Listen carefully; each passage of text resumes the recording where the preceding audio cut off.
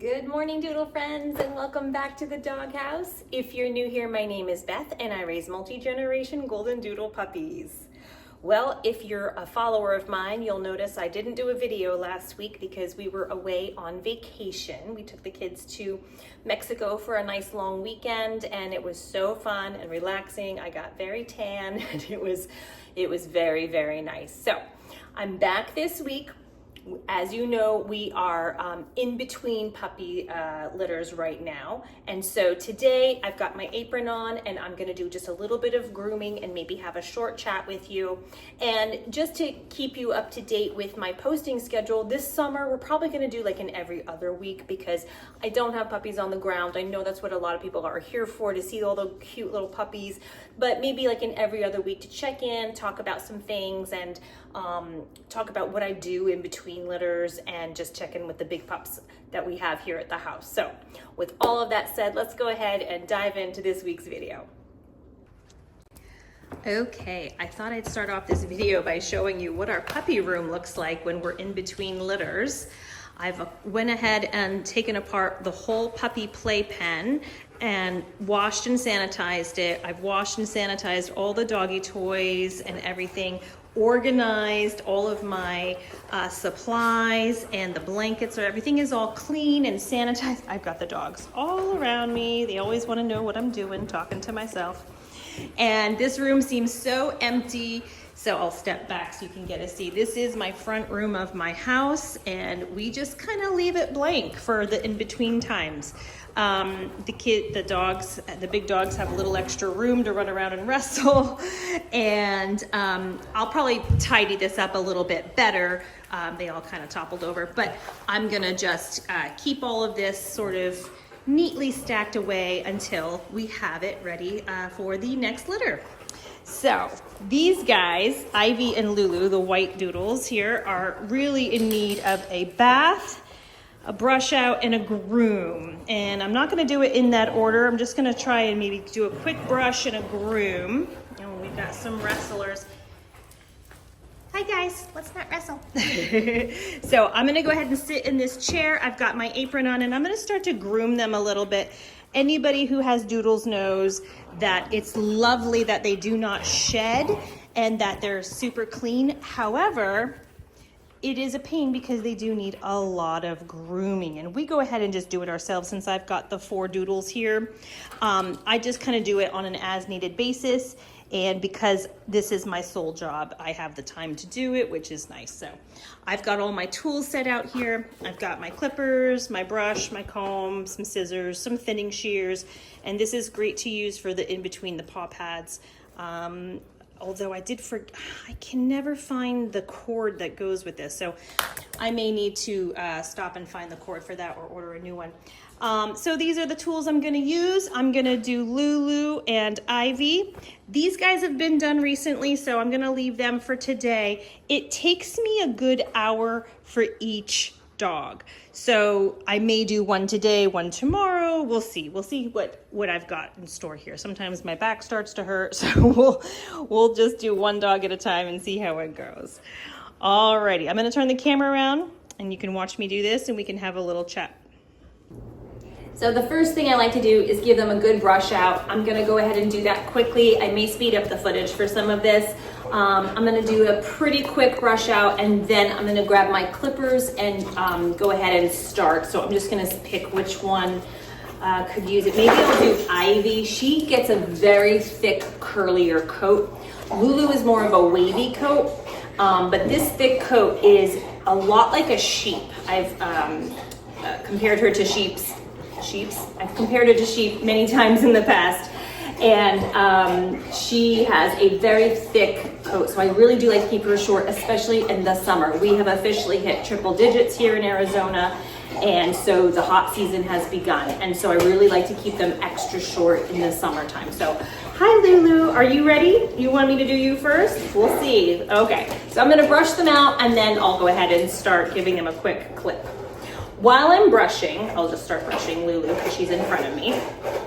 I want to just talk about what our plans are for future litters. So we are planning to go ahead, and whenever Lulu and Ivy go into heat again, which I'm gonna assume will probably be by the end of the summer, possibly into early fall. I never know for sure. Dog cycles go in 6-month increments, and so they last were in heat about 6 months ago, which was last December. If you guys remember, they went into heat on Christmas morning of last year. Then they had their puppies, and now, so we're already in June, and so they could technically go, Barkley's breathing heavy over my shoulder here.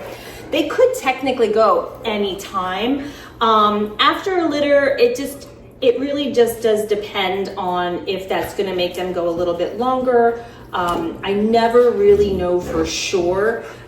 Just like with humans, it's just Mother Nature and their biology, and it just depends when it comes. Now, in addition to being on watch for Lulu and Ivy's next heat, also Harper and Maisie are already a year old, if you can believe it, and they still have not had their first heat yet. And so I am keeping an eye out for them as well. Now, I will not breed Harper and Maisie until they're closer to 2 years old. That's really optimal. We want to make sure that they're very mature before we can start to breed them. Usually between 18 months and 2 years is the best time for that. Some people wait a full 2 years. I'm gonna at least wait. I want them to have a good heat cycle, make sure they're all good, and then we'll see how it all shakes out. If it's a little bit below 2 years, or if I feel like they're ready, then we can go ahead and breed them. But I'm assuming they're gonna be ready to go probably this time next year. So I'm gonna be doing Harper and Maisie probably summer 2026-ish, I'm assuming. So that's gonna be probably for a little bit smaller dogs.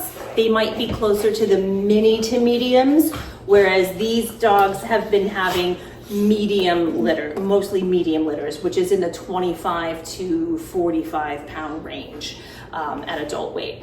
And so these guys are probably gonna have a little bit smaller because they are smaller dogs, and I will definitely need to breed them with a mini golden doodle so that they are sure to have smaller doggies. So that's our current plan. I am planning to do Ivy and Lulu at least one more time. And hi, everybody wants a brush? And so we will see when they go back into heat. I'll keep you posted, of course, and that will be exciting. This last time they went into heat together, which was a little scary to have 2 litters at the same time. They both did have litters, but Lulu ended up having a very small litter of just 2 puppies, which is not super common for her, but it's fine. It worked out well because we did have 2 litters at the same time. And so Ivy had 10 puppies, Lulu had 2, and so we had 12 puppies, which was not too overwhelming for us. We really are a very small breeder. I only have 2 dogs that I breed, at once. And so I try not to overbreed. I know that is a common problem with breeders, and they get a lot of flack for overbreeding the dogs. I really am trying to keep it like to the demand. And so 12 puppies was perfect because I know that that's a good amount for me to, sell and find good homes at one time. And so I will definitely always try to err on the side of underbreeding rather than overbreeding. So just a little note on that. All right, I'm gonna keep brushing Lulu here, and then we will go ahead and start with the trimming. Gotta get a little more of Lulu's feet, but we're just about ready to start clipping.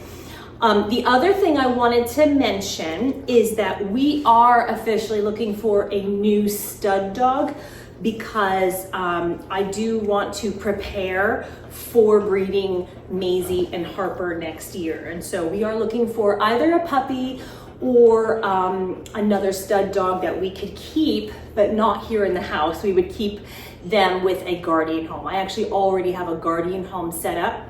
And for those who don't know, a guardian home is just a family that you give your dog to with the agreement that they will sort of loan out that dog for your program at the appropriate times, and then we give them back when we're done. Either a female or a male can have a guardian home.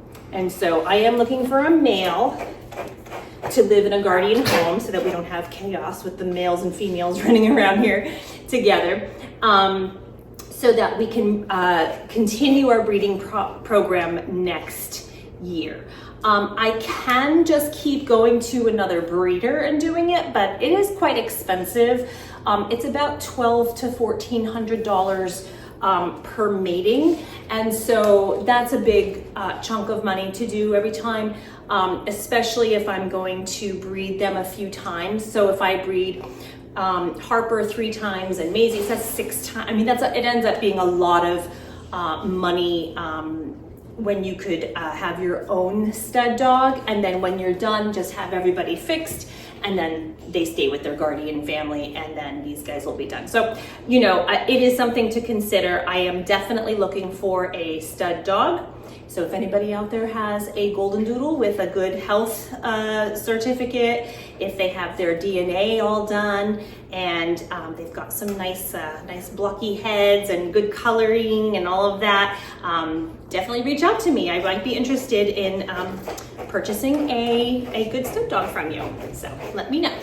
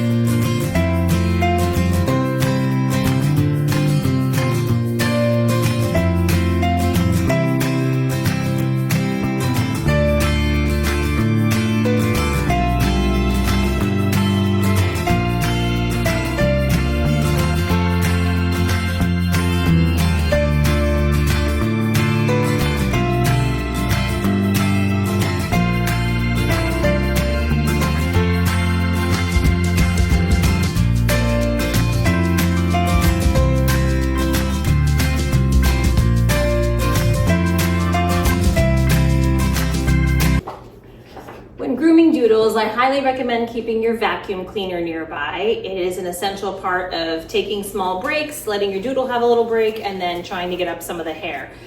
Their hair is very soft and sticks to everything, which is why I put an apron on just to protect my clothes, and then clean out your brush, clean out your clippers often, all of that. So definitely takes some practice, but you will get the hang of it and get your situation figured out.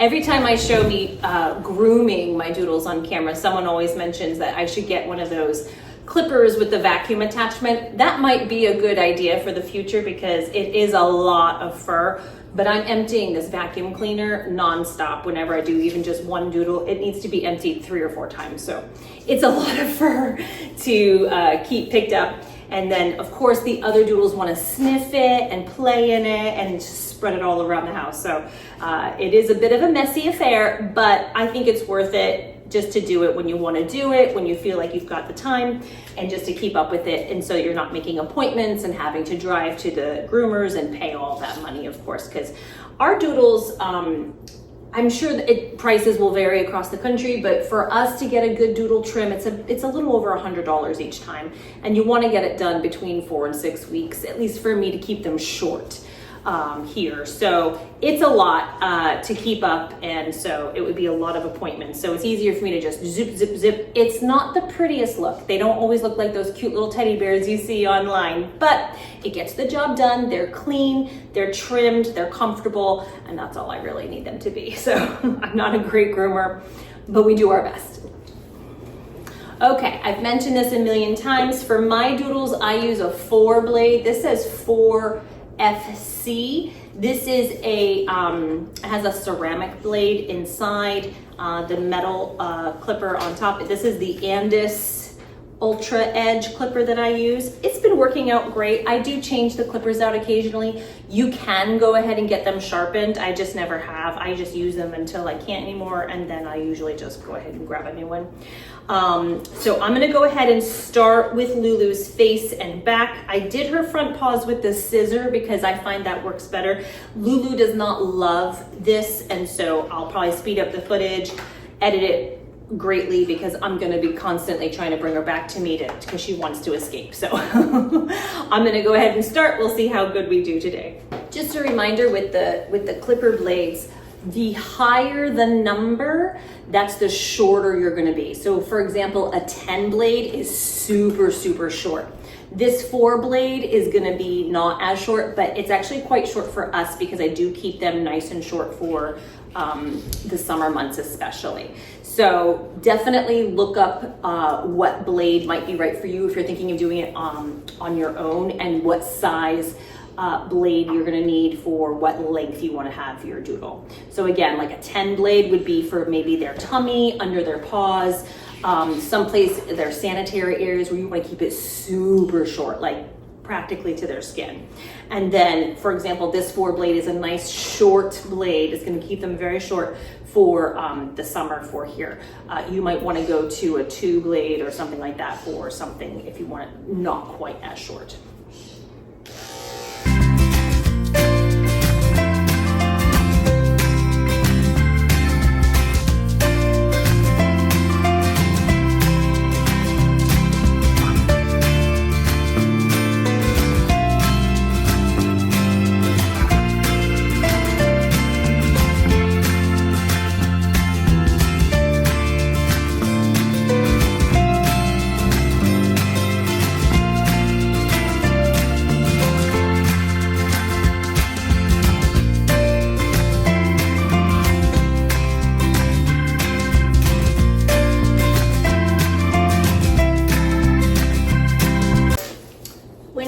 Doggies, you always want to keep checking the blade to see if it's getting hot. It will tend to heat up with the friction, and so you'll want to have a break. You could use a cooling spray. I have some right over here. Give it a spray, let it rest, maybe give them a good brush out, clean up your mess, let it cool off a little bit before you continue. Because as you get super short to the skin, you don't want to burn them or anything like that, and then turn them off to being groomed, of course. Here's the spray I use, if I can reach over. This is the Andis Cool Care Plus. It's 4 clipper blades. I don't know if you can see that. And I just give it a quick spray. And then I'm just gonna let this set out while I clean up my mess. Let that cool off.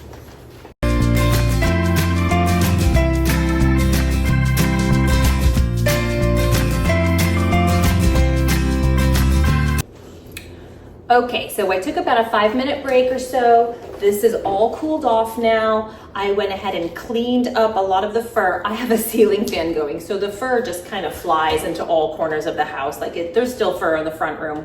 I've never even been in there with her. So during this haircut. So I went ahead, because she's being so good, I went ahead and made her a little licky mat. I'm gonna try it and see if she likes it, help her to stay in one spot. I'm gonna put it on the floor. Barkley is also here, so you may see his face go into this licky mat, but I put the other dogs away just so that they would have a little separate space so that Lulu could enjoy this on her own. So I'm gonna put it down. This is one of those sort of sensory tiles that I use. It's very sort of silicone based, and I just smeared a little bit of peanut butter on there. It's got lots of little ridges she can lick through. So I'm gonna go bring her back over and we'll continue her cut. She's doing really, really well. I typically scissor around their feet and their face and their fannies, and then I try to trim the rest as much as I can. So we may go ahead and take another break in a few minutes because it does get hot pretty quickly. So you may see me just back and forth. I'll edit this footage as best I can.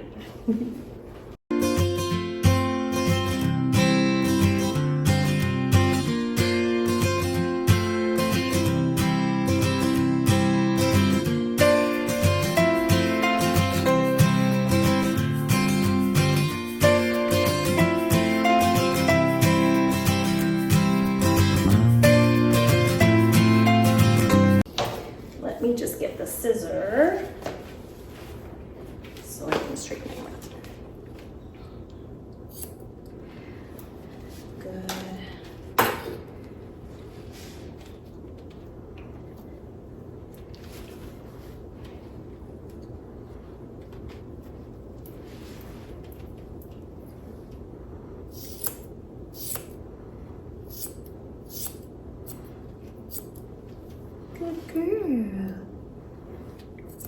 your smile so nice. Yeah, that's a good girl.